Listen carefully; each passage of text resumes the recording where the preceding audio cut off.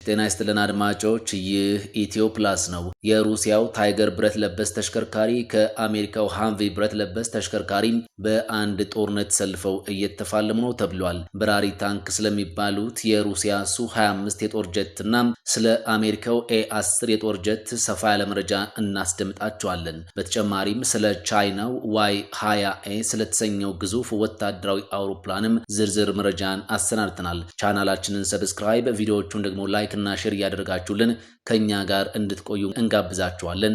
ለዚህም እናመሰግናችኋለን። የሩሲያው ሱ-25 የጦር ጀት ከአሜሪካው ኤ-10 የጦር ጀት ጋር አሁን አነጻጽረን እንመልከት። ሁለቱም የጦር አውሮፕላኖች ለእግረኛ የውጊያ ክፍሎች የአየር ድጋፍ በመስጠት ረገድ ተቀናቃኞች ናቸው። ሁለቱም በራሪ ታንኮች ይባላሉ።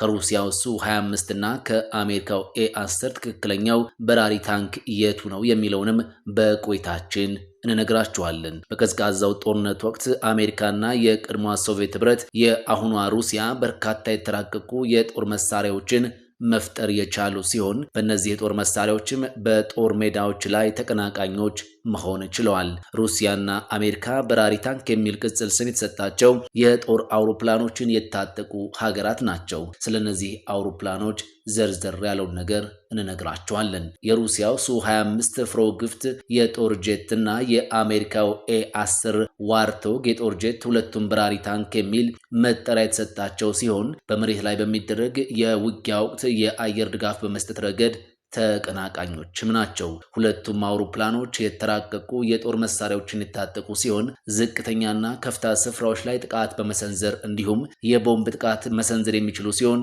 እግረኛ ወታደሮች የጠላት ጦርን እንዲያጠቁ ድጋፍ በመስጠትም ይታወቃሉ።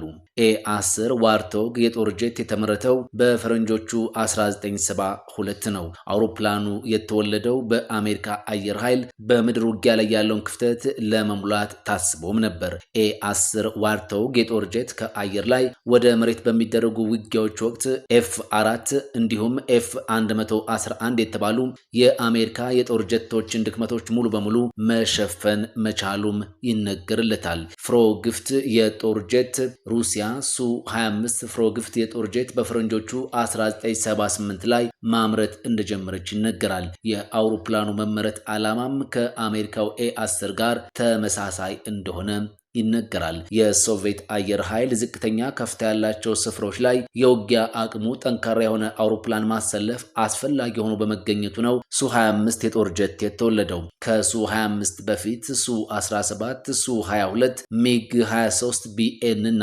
ሚግ-27 የተባሉ የጦር ጀቶች ከአየር ላይ ወደ ምድር የሚደረጉ ውጊያዎችን ሲያግዙ ቆይተዋል።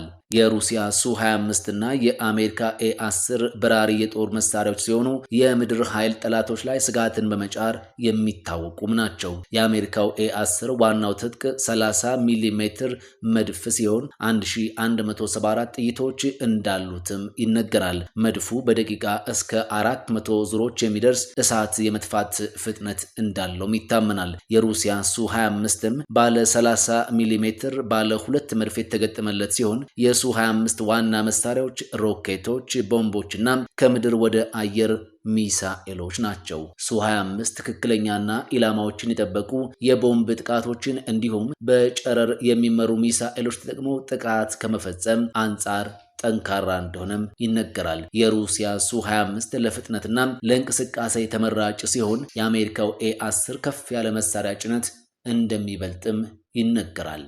ወደ ቀጣይ መረጃችን ስንሻገር ደግሞ ዋይ-20ኤ የተሰኘው ግዙፉ የቻይናን ወታደራዊ አውሮፕላን እናገኛለን።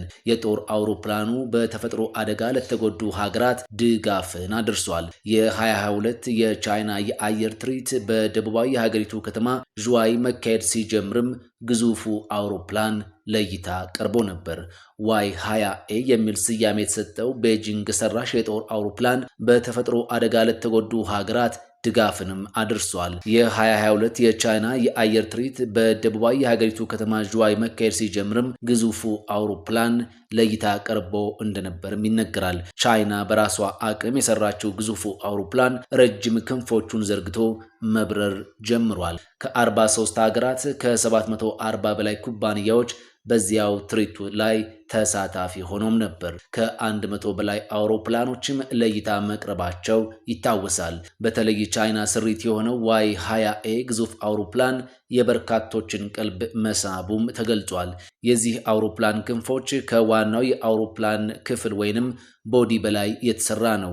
ራሳቸውን ችለው የሚንቀሳቀሱት ክንፎቹም አውሮፕላኑን በአስቸጋሪ ሁኔታ መነሳት ሆነ ማረፍ እንደሚያስችሉትም ይታመናል። ፓኪስታን በፈረንጆቹ 2022 ነሐሴ ወር ላይ በጎርፍ አደጋ ስትጠቃ ይሄው ግዙፉ አውሮፕላን ከ3000 በላይ ድንኳኖችን ጭኖ ጉዞ አድርጓል። በዚያው ዓመት ሰኔ ወር ላይም አፍጋኒስታን በርዕደ መሬት ስትጠቃም ለ3 ተከታታይ ቀናት ነፍስ አድን ድጋፎችን አድርሷል። ዋይ 20ኤ ግዙፉ አውሮፕላን በቶንጋ የእሳተ ገሞራ ፍንዳታ በደረሰበት ወቅትም ከ30 ቶን በላይ የምግብና የመጠጥ ውሃ ድጋፎችን በማመላለስ የጭንቅ ጊዜ ደራሽም ሆኗል። ቻይና በዚህ አውሮፕላን የቴክኖሎጂ እድገቷንና ቀጣይ አቅሟን እንዳሳየችም ይታመናል። አንዳንዶች ስለ አዲሱ የቤጂንግ አውሮፕላን አድናቆታቸውን ለመግለጽ ቻይናውያን በአፈታሪክ ከሚጠቅሱት ግዙፉ ወፍ ጋር እያገናኙት ነው። ዋይ 20ኤ የቻይና መከላከያ ኃይል በትልቅ መሰረት ላይ መቀመጡንም ያሳያል የሚሉ በርካቶች ናቸው። እስያዊቷ ሀገር ከምዕራባውያን በተለይም ደግሞ ከአሜሪካ ጋር በገባችው የንግድ ጦርነት ሊገጥማት የሚችለውን ፈተናም በቴክኖሎጂው ዘርፍ ራሷን ለመቻል የጀመረችው ጥረቶች ተስፋ ሰጪ መሆናቸው ይነገራል። በመጨረሻ ደግሞ የምናገኘው የሩሲያው ታይገር ብረት ለበስ ተሽከርካሪ ከአሜሪካው ሃምቪ ብረት ለበስ ተሽከርካሪ ጋር የምናነጻጽርበትን ቆይታ ነው። የአሜሪካን ጨምሮ የ70 ሀገራት ወታደራዊ ተቋማት ለዩክሬን ድጋፍ እያደረጉ መሆናቸው ይታወቃል።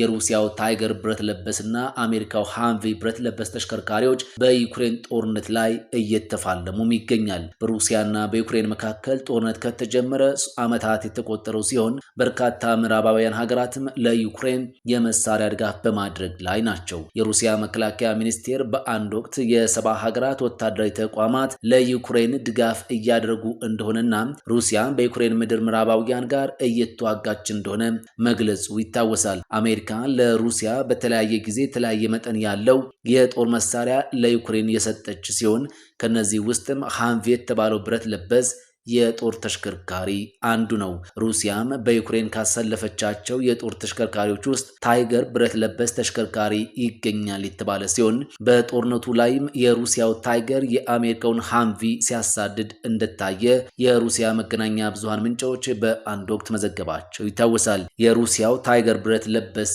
ተሽከርካሪ ታይገር ኤኤም አርዛማስክ በተባለ የጦር ተሽከርካሪ አምራች ኩባንያ እንደተመረተም ታውቋል። በውጊያ ወቅት ወታደሮች ለማጓጓዝ እንዲሁም መሳሪያዎችን ለማቀበልም ይውላል። ፍጥነቱም በሰዓት ከ125 ኪሎ ሜትር እስከ 140 ኪሎ ሜትር ድረስ መጓዝ ይችላል። በጨለማ ውስጥ ያለምንም ችግር እንዲጓዝ የሚያስችል የእይታ መሳሪያም ተገጥሞለታል።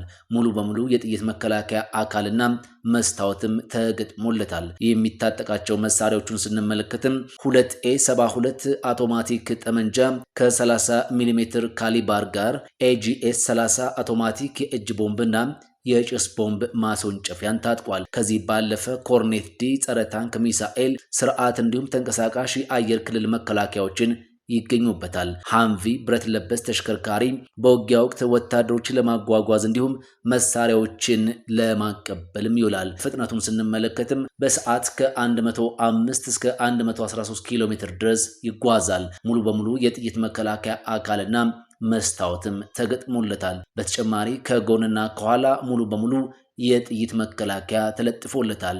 የሚታጠቃቸው መሳሪያዎችንም ካየን M2፣ M240 እንዲሁም M249 ካሊበር መሳሪያ በተጨማሪም 25 ሚሜ ጸረ አውሮፕላን መሳሪያ እንዲሁም MK19 ቦምብና የጭስ ቦምብ ማስወንጨፊያ ከ40 ሚሜ ካበር ጋር ጸረ ታንክ እንዲሁም AIM 120 ሚሳኤል ማስወንጨፊያዎች በተጨማሪም 105 ሚሜ መድፍ እንደሚገኙበት መረጃዎች ያመለክታሉ።